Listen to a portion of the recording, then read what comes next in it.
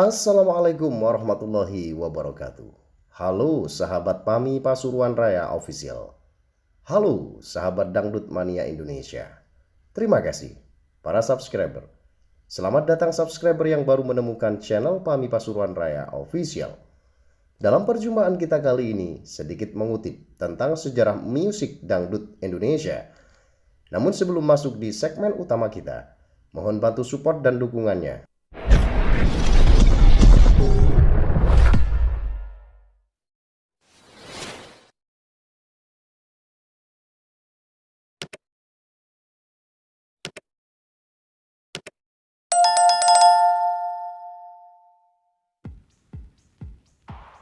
Sejarah dangdut Indonesia.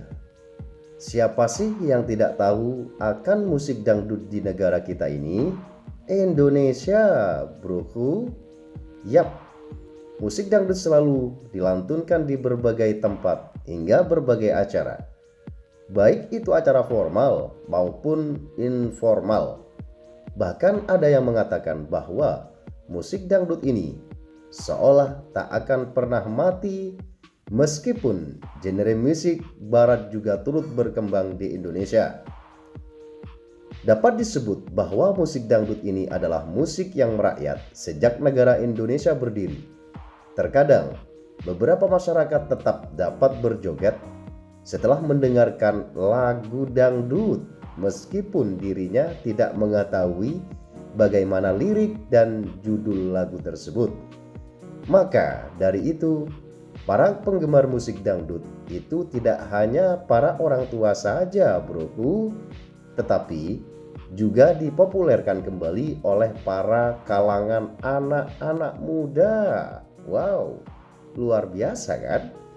Keberadaan musik dangdut di negara Indonesia ini semakin berjaya disebabkan karena beberapa hal. Salah satunya adalah adanya ajang kompetisi musik dangdut yang digelar di salah satu stasiun TV swasta. Melalui ajang tersebut, musik dangdut akan dipopulerkan kembali oleh para muda-mudi dari seluruh penjuru wilayah Indonesia. Lalu, bagaimana ya sejarah dari musik dangdut hingga dapat berkembang seperti saat ini? Siapa saja pula penyanyi dangdut yang turut berkontribusi dalam perkembangan musik dangdut di Indonesia dan dunia? Nah, kali ini kita masuk di pembahasan sejarah dangdut di Indonesia. Musik dangdut itu sebenarnya berakar dari musik Melayu yang kala itu berkembang pada tahun 1950 hingga 1960. Dengan rata-rata lirik lagunya bertema akan percintaan. Musik dangdut banyak dipengaruhi oleh unsur Hindustan, India Utara, Melayu, dan Arab. Pengaruh dari ketiga unsur genre musik tersebut secara tidak langsung menciptakan genre musik baru, yakni musik dangdut. Musik India mempunyai unsur utama berupa tabuhan gendang, sementara suara cengkok penyanyi adalah unsur utama dari musik Melayu.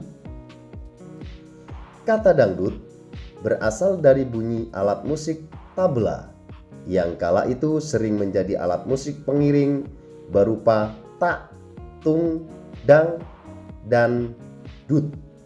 Nah, kata dang dan dut kemudian menjadi terminologi baru untuk menyebut orkes Melayu.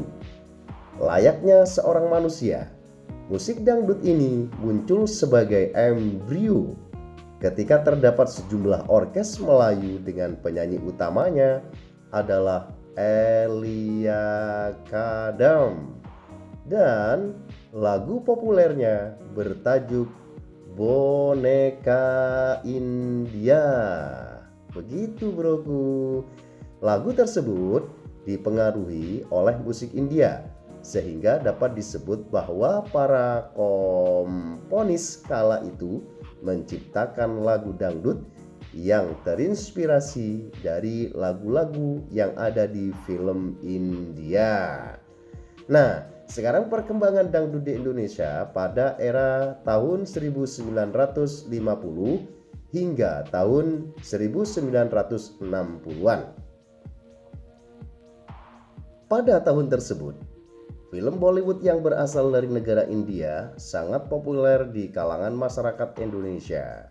Yang pasti buat para senior, pada masa kala itu semuanya sudah pasti tahu bahwa dalam film Bollywood itu menonjol akan lagu-lagunya, sehingga turut berpengaruh pula pada perkembangan musik dangdut di Indonesia, apalagi kala itu juga berkembang orkes Melayu di beberapa daerah Jakarta yang sering memainkan lagu-lagu Melayu, Deli khas Sumatera.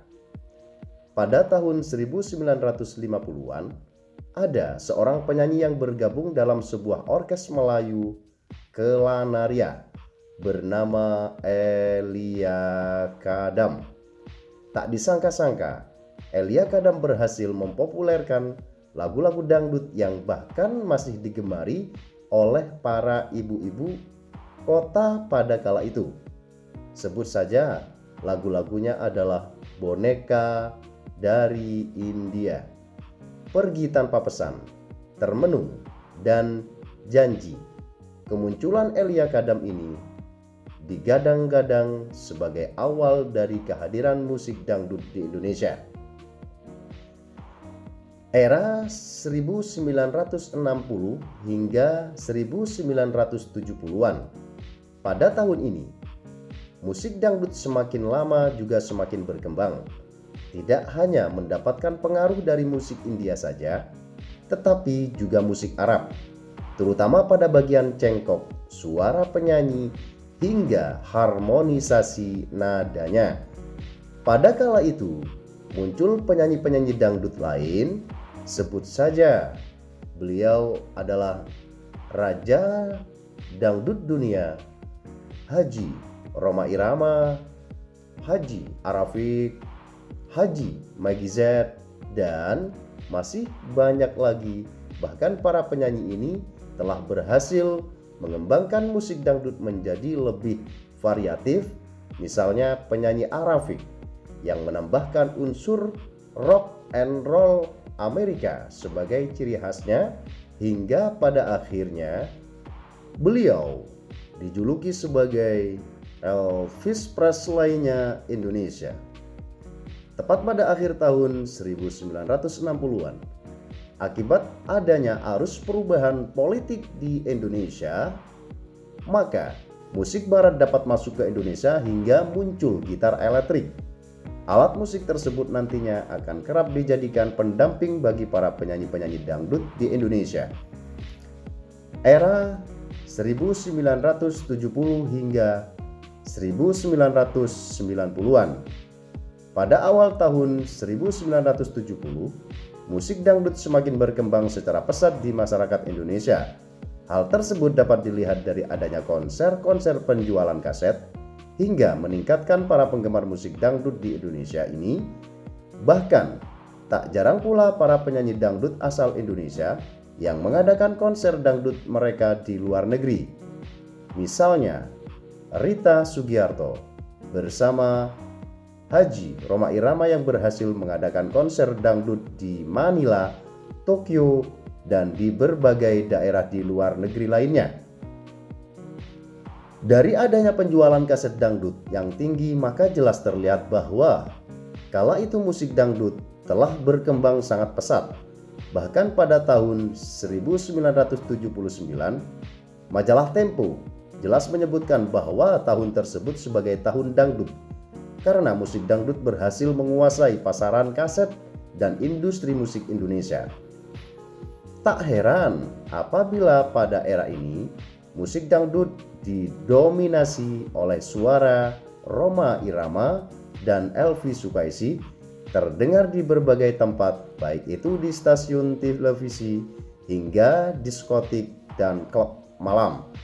Pada tahun ini pula, Rhoma Irama bersama grup musiknya Soneta kerap membawakan lagu dangdut para undangan acara festival lagu populer ASEAN yang kala itu musik dangdut diwacanakan sebagai musik negara ASEAN. Tidak hanya negara-negara ASEAN saja, pada tahun 1990-an, popularitas musik dangdut bahkan telah mencapai negara Turki, Jepang, Australia, hingga Amerika. Pada tahun tersebut juga, seorang pengusaha Jepang pernah merilis sekitar 200 lagu milik Rhoma Irama yang kemudian diedarkan di Jepang tahun 2000-an. Pada era ini, musik dangdut mengalami banyak perubahan, terutama pada bagian aransemennya. Hal tersebut karena seiring dengan adanya kejenuhan akan musik dangdut yang orisinal, maka para musisi dangdut di wilayah Jawa Timur mulai mengembangkan jenis musik dangdut baru yang disebut dengan dangdut koplonya Jawa Timur. Dangdut koplo ini seolah menjadi genre tersendiri, dan yang paling membedakan dengan dangdut orisinal adalah irama gendangnya. Selain itu, ciri pementasan dari musik dangdut koplo ini adalah adanya model penyanyi berpakaian terbuka dan bergoyang. Akeloy broku. Dangdut koplo menggunakan permainan irama gendang seperempat sehingga musik yang dihasilkan seolah lebih padat dan cepat. Hal tersebut membuat pendengarnya seolah hanyut dalam kemesraan, dalam irama dan ikut bergoyang. Dangdut koplo ini diyakini mulai berkembang di daerah pesisir pantai utara Pulau Jawa. Pada era ini pula, musik dangdut masih tetap digandrungi oleh berbagai kalangan dengan banyaknya acara televisi yang menampilkan ajang pencarian bakat khusus untuk para penyanyi dangdut.